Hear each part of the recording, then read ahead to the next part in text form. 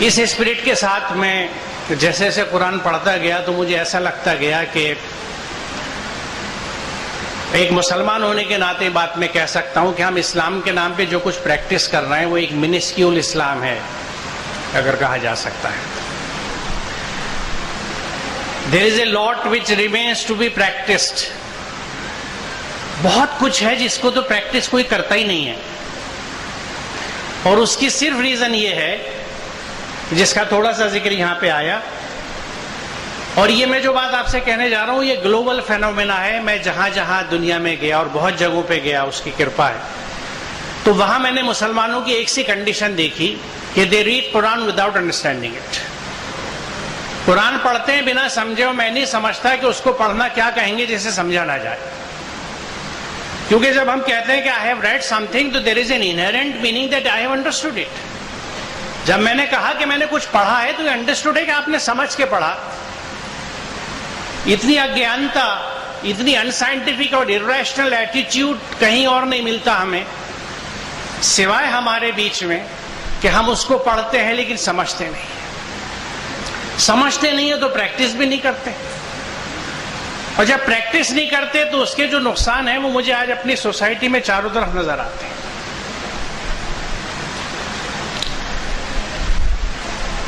دو اور چیزیں جو میری سمجھ میں آتی ہیں اس سے ریلیٹڈ ہے، بلکہ ایک تو اسی کا حصہ ہے کہ دو بہت بڑے انرتھ ہیں، ظلم ہیں جو پوری ہیومینٹی پہ ہم لوگوں نے کیے ہیں. پہلی چیز جو سب سے بڑی ہے کہ ہم نے یہ ڈکلیئر کر دیا پتہ نہیں کب ڈاؤن دی ہسٹری کہ قرآن مسلمانوں کی دھارمک کتاب ہے.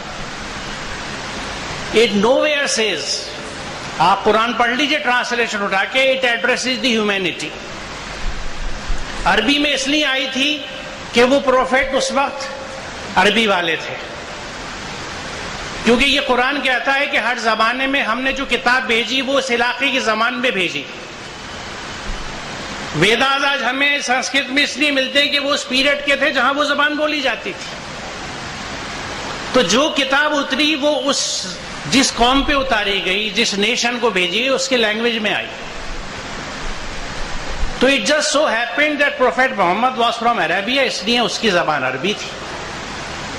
لیکن نہ وہ صرف عربوں کے لیے تھی، نہ ان کے فالوورز کے لیے تھی. خود قرآن پوری انسانیت کو. اس سے نقصان کیا ہوا ہے؟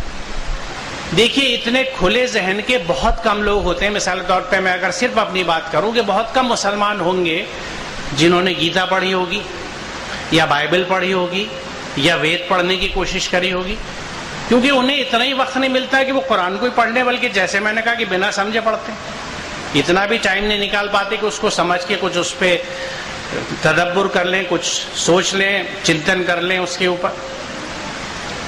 تو اس سے ایک بایس کریٹ ہوتا ہے. جب میں نے یہ ٹھپا لگا دیا کہ مسلمانوں کی دھارمک کتاب ہے تو کسی دوسرے دھرم کا آدمی اس کو کیوں پڑھے گا؟